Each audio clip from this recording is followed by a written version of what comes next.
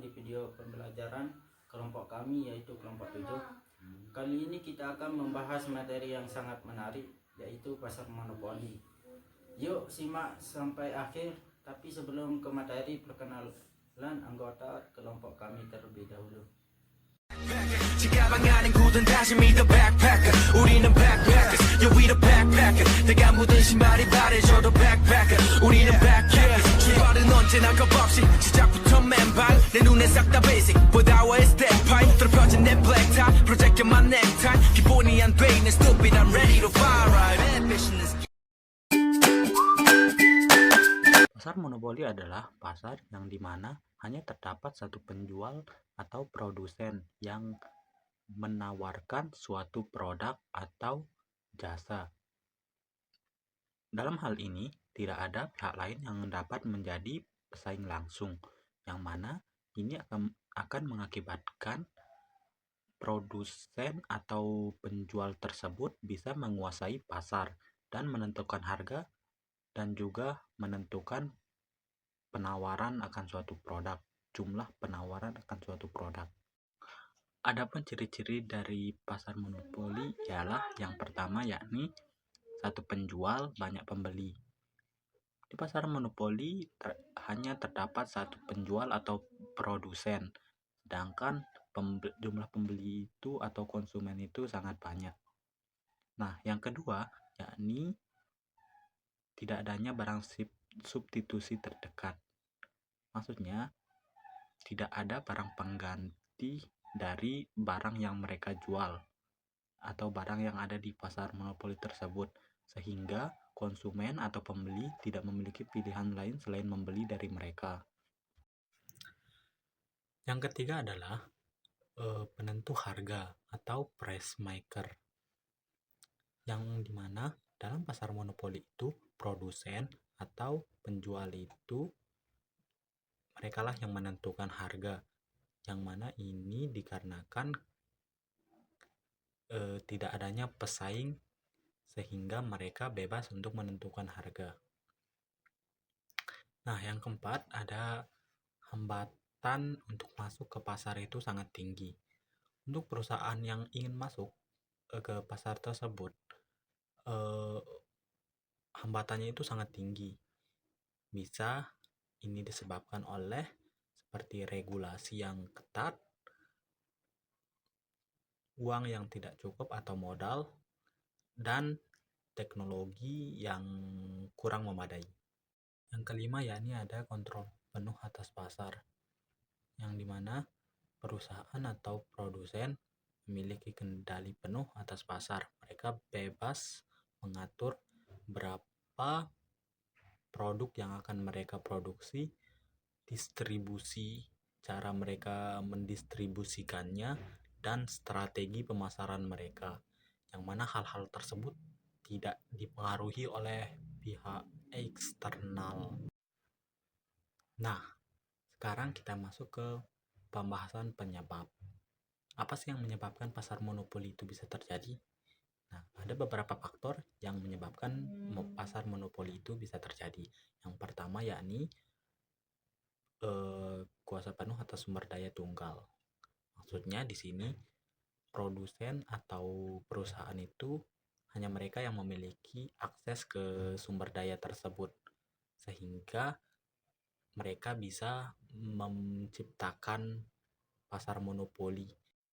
Yang kedua yakni ada hak paten atau hak cipta, yang dimana perusahaan atau inovator yang memiliki hak cipta atas suatu produk atau teknologi mempunyai hak eksklusif untuk memproduksi barang tersebut dalam jangka waktu tertentu.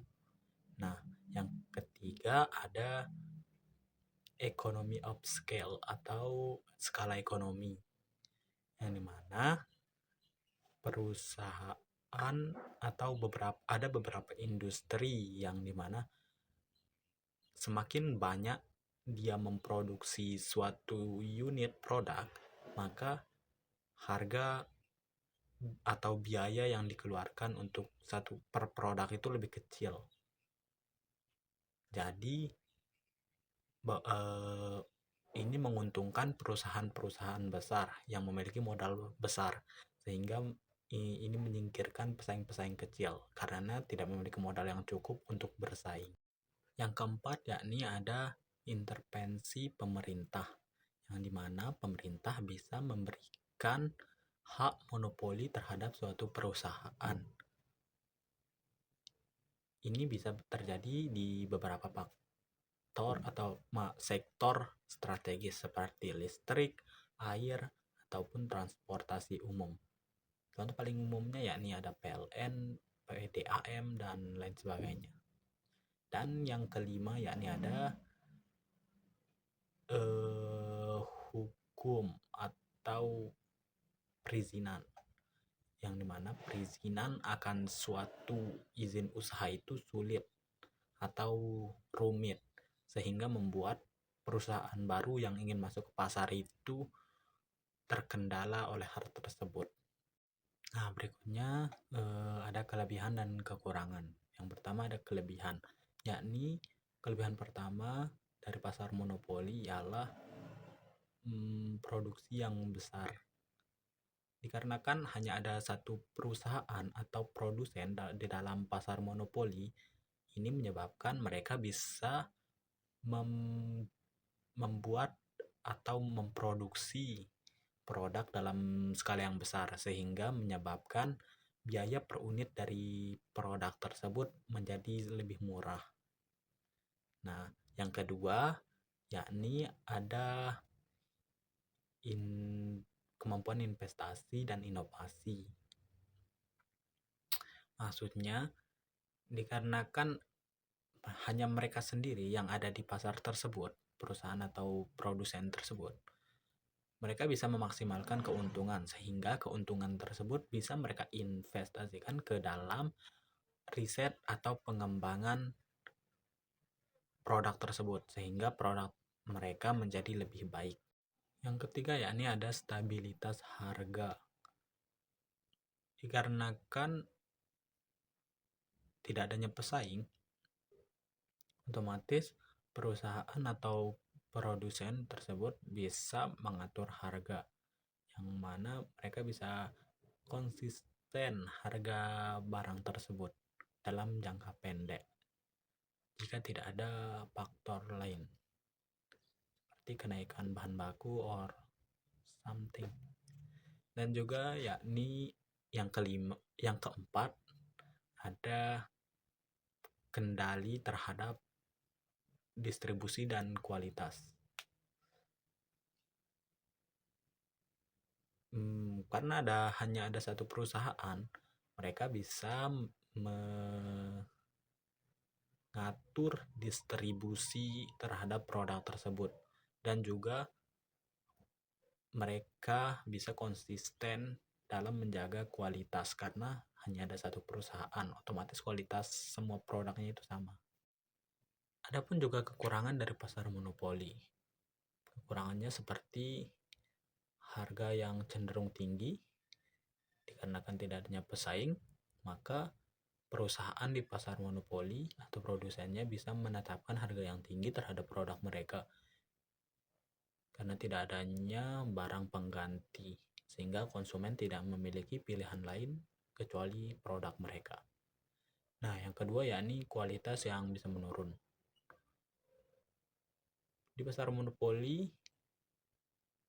disebabkan tidak adanya tekanan dari pesaing, sehingga bisa menyebabkan produsen atau perusahaan itu kehilangan motivasi atau mereka biasa-biasa saja, dan mereka tidak terus berinovasi terhadap produk mereka, sehingga produk mereka bisa turun kualitasnya. Yang ketiga yakni ada pilihan konsumen yang terbatas. Kan di pasar monopoli itu hanya ada satu perusahaan, otomatis konsumen atau pembeli hanya bisa membeli produk dari perusahaan tersebut dan tanpa ada pilihan lain, sehingga konsumen pembeli tidak memiliki pilihan lain. Mau tidak mau mereka harus membeli dari perusahaan tersebut. Right? Oke. Itu kekurangannya sih. Dan juga yang keempat, potensi penyalahgunaan kekuasaan pasar. Perusahaan di pasar monopoli bisa berkemungkinan mengeksploitasi konsumen, atau tindakan mereka dapat mempengaruhi kebijakan ekonomi. Selanjutnya kita ke dampak. Ada dampak positif. Pertama, dalam sektor publik, monopoli bisa menjaga stabilitas dan keadilan distribusi, seperti pada sektor listrik dan air yang vital bagi masyarakat. Kedua, keuntungan besar yang diperoleh dapat digunakan untuk pembangunan infrastruktur dan layanan sosial. Ketiga, bisa melindungi kepentingan nasional di bidang strategis.